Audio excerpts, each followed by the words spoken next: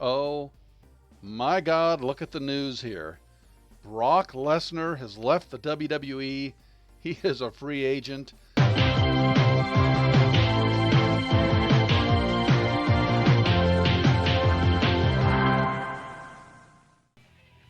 Kasugi Survives Promotions in association with Fire Pro Wrestling World presents Dream Championship Wrestling, episode number 5. Thank you for joining us. After episode 4, we've got some big news, some big dealings, a lot of big things going on in Dream Championship Wrestling. So let's jump right into it. We're going to pick up right where we left off. Brock Lesnar is a free agent. Should we pull the trigger? We have a lot of other things going on here as well. This is going to be an exciting episode. Before we get into the Brock Lesnar saga, we don't know why he left WWE. I don't care why he left WWE. I'm happy that he left them.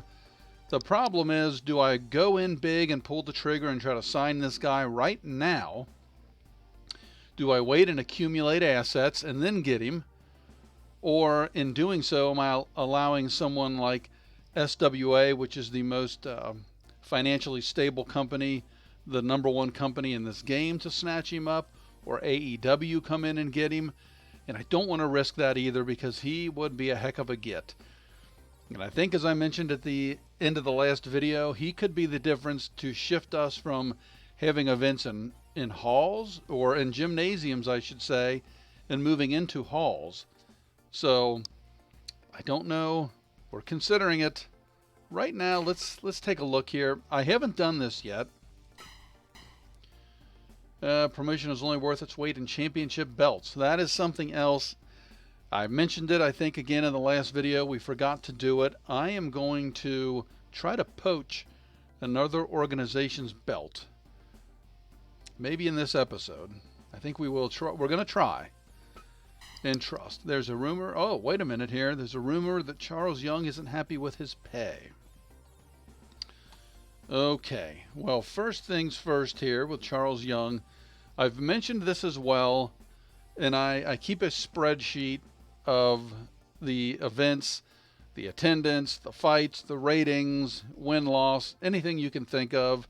This is what I do. We've got all of our, I have them actually sorted by win-loss. Braun and Rob are 3-1. Eric Rowan and Rhino 2-2. Brian Cage, our new world champion, undefeated 2-0. The guy that's asking for more money is 2-2, but he is a superstar. Bray, and I need to check, make sure he is still a superstar, that he hasn't dropped a little bit. Bray Wyatt, Bo Dallas, both 0-3. Then in terms of invited wrestlers, we've invited Claudio Castagnoli twice. He's won twice. He's embarrassing Dream Championship Wrestling. And Ryuji Goda, the man that wrestles wearing sunglasses and I think a chain around his neck, he has been gracious enough to come in twice, and he is 0-2. And then the results, probably small on your screen, but the month, the event, what place in the card these guys fought, the type of match. These highlighted just means they were invites. Championships are this color over here, and you can't see my cursor. I'm sorry, I'm pointing, but you get the general drift here. Who won the match, how they won, the time. I keep everything. So back to the game. Okay, what do we want to discuss with Charles? I mean, for not looking at his win-loss record, for his simple popularity, worldwide popularity, if you look, I mean, this guy he's darn popular. I mean, all over the world. And I made note of this somewhere. So it is America. In America, he's a superstar. Japan is the next one, where he is an A. Latin America is next, where he is a B-level superstar. And Europe, he is an A as well. So he's worth some extra money. I mean, I don't want to get in this habit already. I mean, heck, he's only been with us 4 months. We're starting May. Let's give him a small bump.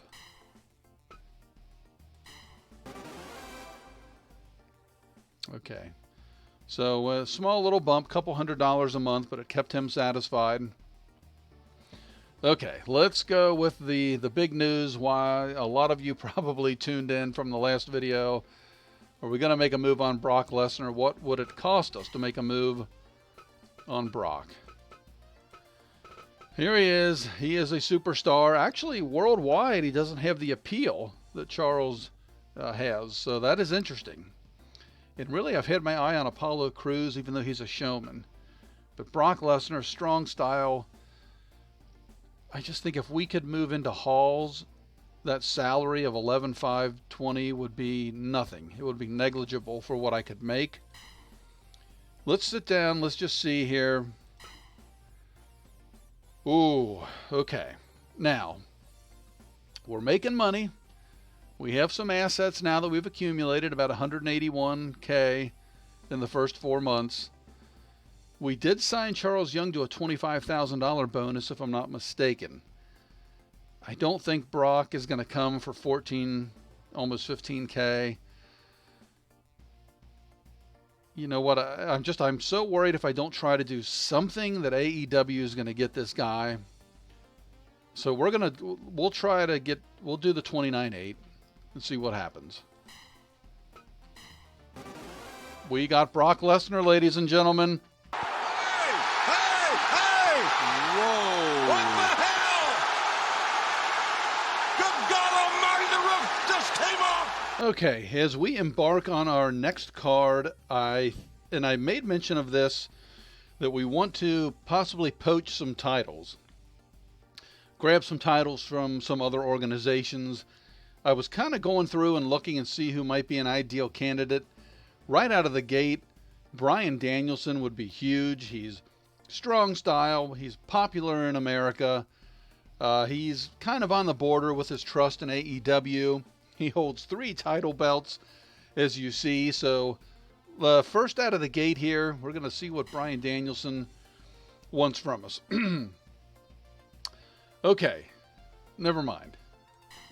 $67,000 for one appearance? No.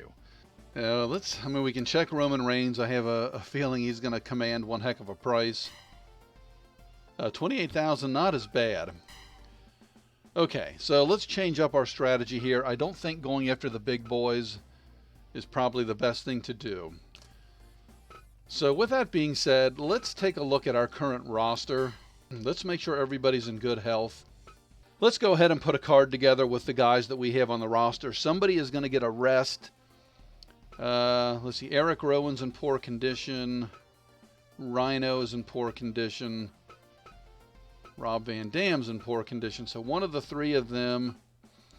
And here's another issue where our expenses are so high that somebody like Rob, who is pretty popular, I don't want to bench him.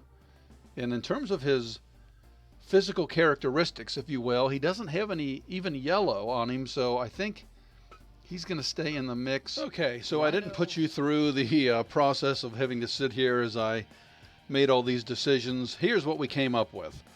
We are going to have our first event in a small hall, so Brock Lesnar did put us over the edge in that regard. We are actually going to use a little bit of advertising this time. It really increased the expenses for this event, but the amount of money, the additional folks that we're going to get in seats, as you can see, we're going to nearly sell out a 3,000 capacity hall, is going to be worth it in the end in terms of financially. Opening match, we're going to go with a typical biggie. It's always a 90% or more with Rhino and Bo Dallas. Second, we're going to put Charles Young, who initially was off the card. I then restructured it, and Eric Rowan is the odd man out. Charles Young, his drawing power, being a superstar. He's going to take on Braun Strowman. I didn't want to bring Brock in and give him an immediate title shot, just like Brian Cage had to come in and Brian destroyed Bray Wyatt. So what the heck, we're going to have Brock Lesnar take on Bray Wyatt. If Brock wins and looks impressive, then he may get a title shot on the next episode. And then the heavyweight title on the line, Rob Van Dam, Brian Cage. We'll see what happens there. Away we go.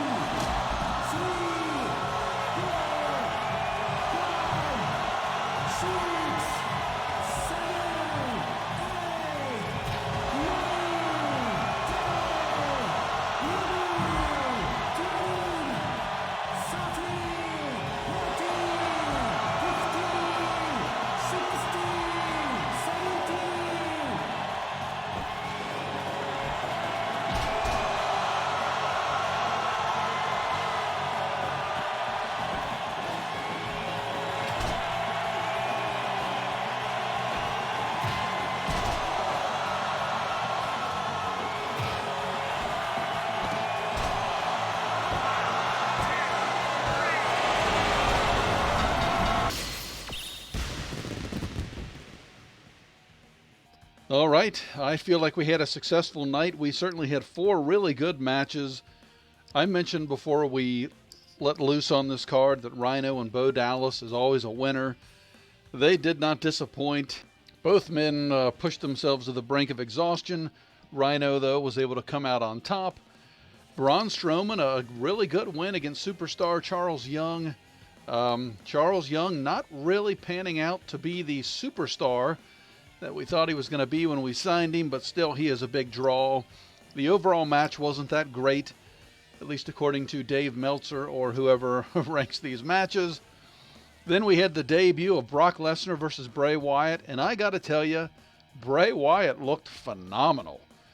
In the end, just Brock Lesnar, the submission ability, and actually it was the very first win by submission that we've had in Dream Championship Wrestling. And then finally we had the Heavyweight Championship match between Rob Van Dam and Brian Cage.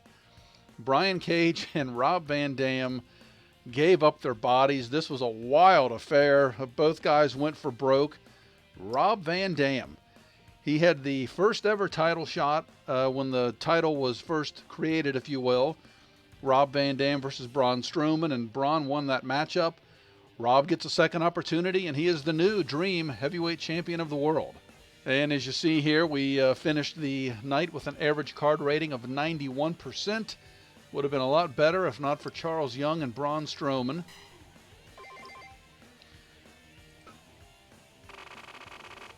And we had a great success. A flawless show, according to our consultant, who doesn't know his you-know-what from a hole in the ground most of the time. But it was nice to get out of a gymnasium and move into a hall.